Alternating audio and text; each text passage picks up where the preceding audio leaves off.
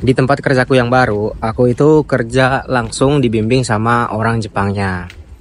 Itu sama kakek-kakek berumur 61 tahun bernama Yokuyamasa. Nah, di video kali ini aku mau cerita soal perbedaan kerja dengan orang Jepang plus kerja dengan orang Indonesia. Kalau saat pertama kali aku datang ke Jepang, itu aku dibimbing sama senpai dari Indonesia. Nah, kalau sekarang di tempat kerjaku yang baru, aku langsung dibimbing sama orang Jepang. Menurutku, perbedaannya sangat jelas. Cukup berbeda. Ada positif, ada negatif. Kalau kita ada senpai dari orang Indonesia, itu mungkin pekerjaan jadi lebih mudah. Kita jadi cepat tahu ya, cepat ngerti. Jadi nggak terkendala lagi bahasa. Kita bisa langsung tanya-tanya ini harus gimana, ini gimana gitu kan. Kalau sama orang Jepangnya kan kita tentu bakalan terkendala di bahasa. Apalagi awal-awal datang ke Jepang itu pasti kita bingung. Udah mah kerjaannya nggak tahu, kemudian cara nanya kerjaannya juga nggak bisa, nggak ngerti ya. Jadi itu sih positif dan negatifnya. Cuman kalau kerja terus sama orang Indonesia di negara Jepang, menurutku kesempatan untuk belajar bahasa Jepangnya itu minim ya. Kenapa? Karena jadi kita udah nggak ada perasaan untuk mau meningkatkan lagi bahasa Jepang. Toh kerjaan udah ngerti, kerja juga sama senpai Indonesia, orang Indonesia, jadi ya udahlah di sini juga pakai bahasa Indonesia gitu meskipun di Jepang. Jadi kesempatan untuk belajar bahasa Jepangnya juga menurutku minim. Nah, kalau sekarang itu karena aku langsung dibimbing sama orang Jepang, jadi nggak ada setiap hari tuh ngobrol pakai bahasa Indonesia di tempat kerja, karena dari pagi sampai sore ya pasti ngobrolnya pakai bahasa Jepang. Nah, menurutku itu jadi sebuah keuntungan tersendiri ya. Kalau misalkan kita langsung kerjanya tuh sama orang Jepang, dibimbing sama orang Jepang setiap hari. Jadi seiring berjalannya waktu, kita mau nggak mau harus ningkatin bahasa kita juga. Mau nggak mau kita harus belajar lagi. Mau nggak mau kita harus ya terus ngobrol pakai bahasa Jepang gitu. Jadi tantangannya itu bisa jadi tantangan, juga bisa jadi sebuah keuntungan sih. Tergantung bagaimana cara kita menyikapinya gitu. Mungkin kan di sini banyak ya teman-teman yang takut ya. Duh Bang Ojak, gitu saya gimana ya kalau misalkan nanti pas kerja di Jepang nggak ada orang Indonesianya, nggak ada senpai dari Indonesia, itu saya khawatir, bingung gitu bakalan bisa nggak kerjanya.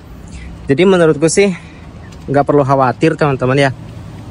Selagi kita mau berusaha, selagi kita mau belajar, pasti kita bakal menemukan banyak kemudahan nanti di perjalanan. Meskipun sulit ya, meskipun butuh proses, meskipun kita bakalan banyak gitu gak ngerti, banyak pelangap-pelongo, tapi percaya deh, seiring berjalannya waktu kita pasti berkembang dan tumbuhnya tuh cepat gitu. Karena kita mau nggak mau itu bakalan terpaksa oleh keadaan.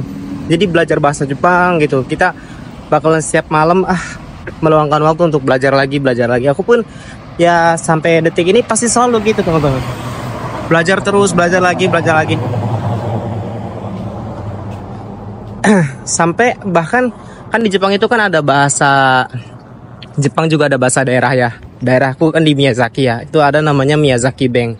Sampai logatku itu kata orang Jepangnya tuh, ih kamu logatnya udah kayak Miyazaki banget gitu, kayak orang Miyazaki gitu. Karena saking seringnya bekerja sama orang Jepang yang tinggalnya di Miyazaki, dan juga gimana ya, ya karena aku mempelajari juga gitu dari logatnya, dari caranya dia berekspresi seperti apa. Kayak contoh kan, kalau orang di Miyazaki itu kan kalau dia bilang Dakara, itu dia nggak bilang Dakara, nggak Dakara yo, nggak. Tapi kalau di sini tuh dia bilangnya Jakai yo, kayak gitu. Terus kalau misalkan aku mau bilang ya karena aku nggak tahu sih ya, kan kalau bahasa Jepangnya mah Shiranai kara gitu kan. Kalau di sini tuh Shirangkai yo gitu. Itu logatnya tuh kayak gitu. Nah, itu aku pelajari juga tuh sampai ke bagian-bagian seperti itunya ya. Jadi itu sih aku pengen cerita kayak gitu doang ya. Aku mau apa, karena sekarang aku bekerja di perusahaan yang sama tapi tempat kerjanya beda gitu, dan kerja bidangku juga sekarang beda ya, nggak sama kayak dulu, orang-orangnya tentu beda. Sekarang pengalaman baru nih, kerja sama orang Jepang namanya Yokuya Masang. Kalau dulu tuh namanya Maruya Masang. Kalau Maruya Masang itu orangnya sering tantrum, sering marah-marah nggak jelas, sering mukul-mukul nggak jelas ya. Kalau yang sekarang ini dia orang tua yang sangat bijak ya. Ini cukup mengingatkanku sama ayahku sendiri yang udah nggak ada. Dia orangnya humoris, suka bercanda, bercandanya kayak orang Indonesia, bahkan mirip-mirip sama bapakku kalau ngebecandain aku gitu. Dan baik banget. Setiap hari kadang aku dikasih duit ya, dikasih 100 yen, dikasih 10.000 tuh buat beli minuman. Kataku tuh jangan nggak mau gitu. Udah kayak nih beli buat beli minum. Ini orang kok baik banget gitu. Jadi dia tuh kayak ngebimbing aku ya, ngajarin aku tuh kayak pakai hati lah dia.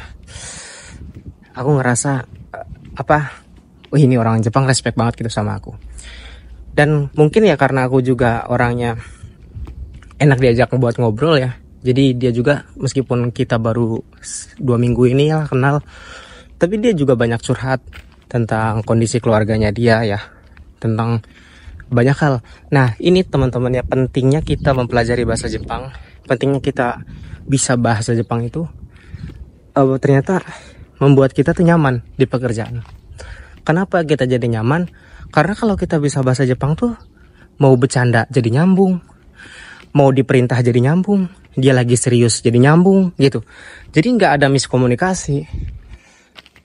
Dan ini aku merasa jauh berbeda gitu ketika pertama kali aku datang ke Jepang, dan setelah aku 3 tahun di sini di bidang yang sama juga, di tempat kerja yang sama, terus di daerah yang sama.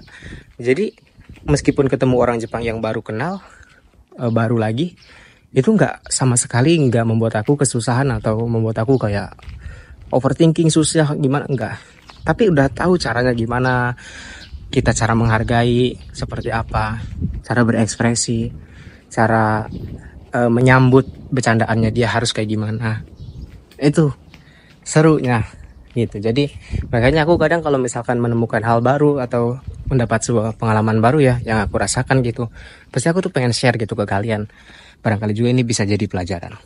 Makanya tuh teman-teman aku kadang sering aku tulis ya, jadi percakapan-percakapannya gitu. Nah jadi hari ini deh ceritanya aku lagi pulang dulu teman-teman ke tempat yang lama ya. Ini di desa Sadowara, ngambil pakaian yang belum dibawa semua. Udah hampir 2 minggu ya aku ninggalin tempat ini guys. Ini dulu sering banget nih bikin video di jalanan ini ya.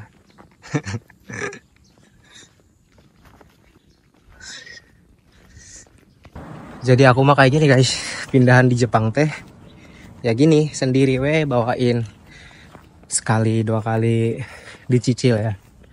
Awalnya mah aku dibantu sama sensei aku bawa 2 box kardus ya.